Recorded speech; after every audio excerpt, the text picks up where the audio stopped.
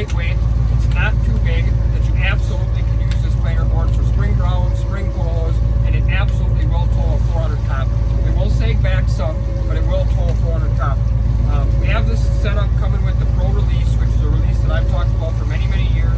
The Sam's Pro, or this one, the Pro Release, that opens and closes and allows you to release the front part of the board.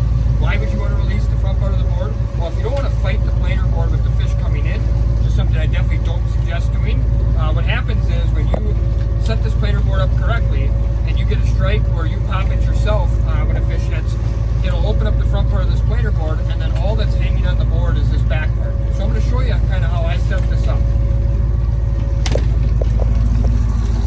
You want to come on this side? Okay, so I'm going to grab a hold of the braid here. We just put a 5-color lead core out with a spoon. We got the braid set up here, and I'm going to wrap it on this black nipple part about 5 or 6 times. Just like that. I'm going to close it up. Just like that. So it's all set.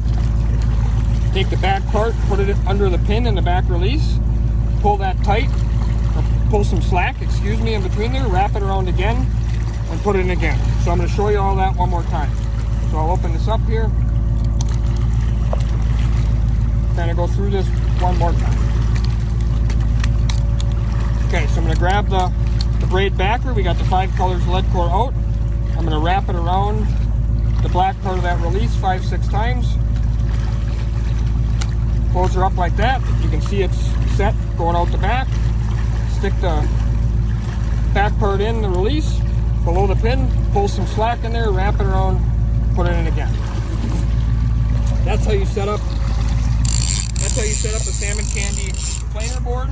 As I said, the main advantage in my opinion is 2 things. Number 1, they come with the right releases to release the board, release the front part of the board, so you don't have to fight the planer board when you get a fish on.